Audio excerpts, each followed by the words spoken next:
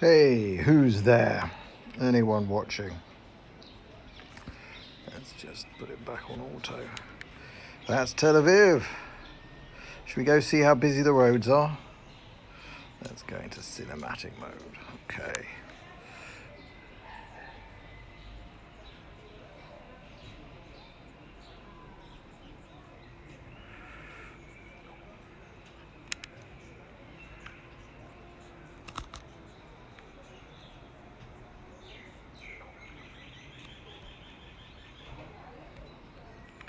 Yeah, well, not fly into the sun, I tell you what.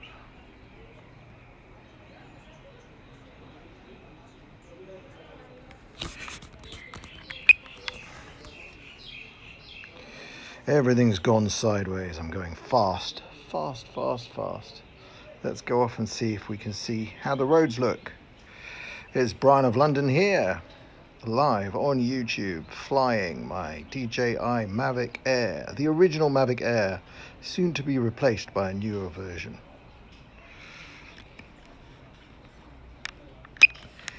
Let's see. I bet you the roads are going to be very, very quiet. Let's just brighten the picture up a little bit.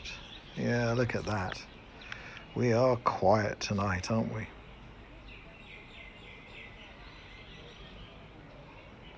Yeah, flight distance may exceed.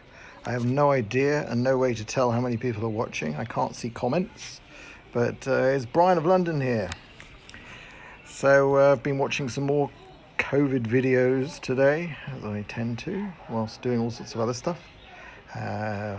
I'm really hoping that some of the lockdowns will be relaxed soon, and that would be good. Yeah, because I think that we're reaching the point at which we start to know. There was an interesting, one of the studies that I was listening to, I think, I can't remember whose video was telling me about it, probably Dr. Campbell from the UK, about a video from a study from Santa something or other in the States, in California, 3,000, a randomized study of 3,000 people looking for antibodies. And they found something like 3% of the population already had the disease, which was quite a large number, and would mean quite a lot of immunity out there. Gosh, look at that. The roads really are quiet. It's a Saturday evening, which would generally be very quiet in Israel, but this is really quiet. People are locked down. Though I was hearing that surfers are surfing. I think my father-in-law went surfing. He is a very, very fit young gentleman of somewhere north of 60 and south of 70, but he surfs, and he was surfing until the police came and rousted them and him and his friends. That junction there, you know, on a Saturday evening, it would always be quiet, but not this quiet. We're going to get to the limits of where this thing is going to be able to broadcast from, because this thing is 1 kilometer from me. I can look in the direction of it, but I can't honestly say I can see it, which is not such a good thing. We'll start scanning back, and I'm at 30 meters, so I'm just going to check around for any buildings, but I think pretty much this altitude I can fly home. This is one of the nicer neighborhoods of North Tel Aviv. A lot of houses and fewer high-rise buildings, and then we meet the high-rise buildings, and that's the local. That there is the local shopping center, little shopping supermarket-y things, and that big white thing right in the middle is actually a synagogue. I don't know what the rules are about overflying synagogues on a... I just have to bash the... There we go. And yeah, nice neighborhood really. But I'm just, if you don't know this, population density in Tel Aviv is pretty darn high. I mean, we're crammed in here pretty damn tight. That's why I tend to call this place over-occupied Tel Aviv, because it really is over-occupied. And let's turn around now. Hopefully I would have got the sun out of the way. If I swing around, there we go. Off in the distance, we'll see how far we can get before I start losing signals. But those are the tall buildings. Right in the center of the screen actually is Ramat. Actually no, it's the edge of Bnei Brak and Ramat Gan. And directly ahead actually, as you can see a hill that rises with lots of housing on it, that's Bnei Brak. That's the very religious neighborhood that just nestles in between Tel Aviv and Petach Tikva, really. And that's where there are a lot of ultra-Orthodox living, and where the neighborhood has essentially been closed off for reasons of COVID safety. And they've had a bit of tough time enforcing social distancing laws. And the green patch that you can sort of see off to the right, and if you're really eagle-eyed, there's a sort of a big white wheel.